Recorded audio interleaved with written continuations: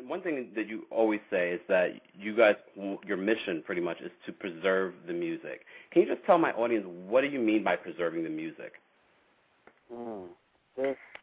Nowadays, everyone wants to be like everyone else. It's almost like taboo to be yourself.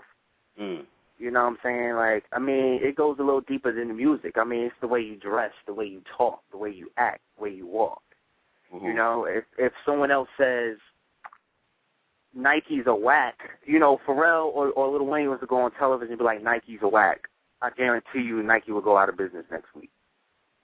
You know, and I walk my own path. Ant Maestro walks his own path. And, you know, when we say preserve the music, we want to preserve originality.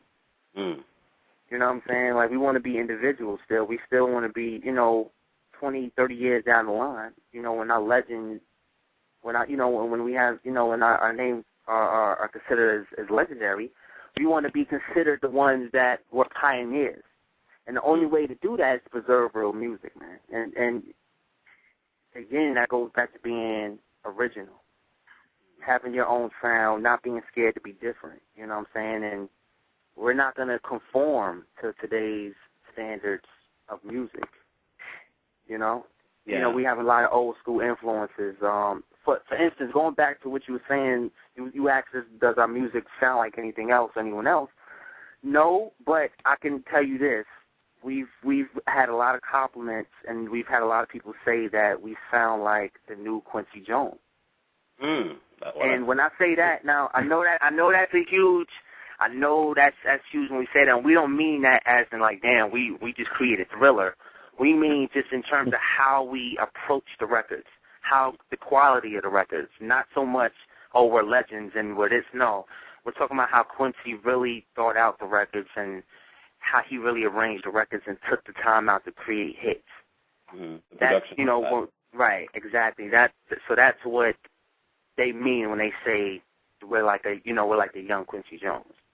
Well, what artists out there that are, you know, currently that you like and feel like are preserving the music? Definitely The Dream. I feel like The Dream just has a great ability to paint pictures. And, you know, everybody is looking for, oh, yeah, let me get that record like The Dream. You know, let me get that type of record. But, yeah, he's got a great ability to say things in a way where people may not have thought of, or may have thought of, but just weren't able to actually get it out. I think that we're definitely big fans of the Neptunes. Where have the Neptunes? And I haven't really heard anything from them in a minute. Hey, don't sleep on them, man. They're reinventing themselves right now. They're back soon. What happened? They're gonna come back soon with something. They're gonna sneak up on us. Oh, they're gonna come back, and they're gonna come back stronger than ever. I mean, they just got nominated for. I'm sorry, not nominated. They won Producers of the Decade. Oh wow, I didn't know that. Which is huge. That is. So I mean, they definitely have a sound where, to us, at least, you know, I can speak on my behalf, is that they're just, it's nothing forced, you know? Everything is thought out, everything is innovative, and everything is fresh. So, are there any artists that you guys love that you feel are not necessarily the ones that are writing the music or producing the music, but artists that are taking what they have as music and reinventing, you know, and preserving the music? Or even artists that we you know, necessarily wouldn't know about, or artists that we should look out for? I would definitely say, I mean, honestly, I love Lady Gaga. I love Lady Gaga because it goes back to her being herself. I mean, of course, you know, pop music kind of sounds the same, but Lady Gaga just took pop music and just literally just took it to the next planet. Like, it's incredible what she's done for music, pop music lately.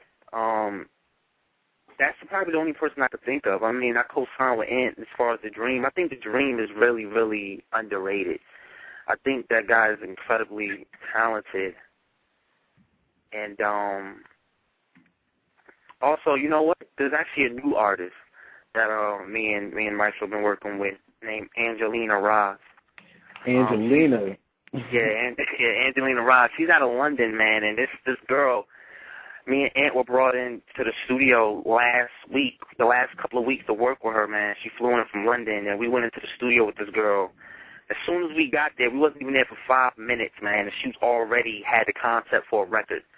Matter of fact, she wrote, when she found out that we were called We Are the Heroes, she wrote a record called The Heroes. Like, she wrote that in like a half an hour. We did the track from scratch with her. She cut the vocals that day, and in about 8 hours, we had a smash. I'm talking about we did the track, she wrote the record, she cut the vocals in like 2 hours. It was insane. Incredible. How often insane, man. You guys have worked with several, probably tons of different songwriters. How often does that happen? Not very often. You have to have, a few things. You know what I'm saying? When you step into the studio with a certain writer, like, I don't know. I guess it has to be a certain kind of marriage. You know what I'm saying? When you collaborate with somebody, and they have to put their trust in you as a producer. And you have to put your trust in them as a songwriter.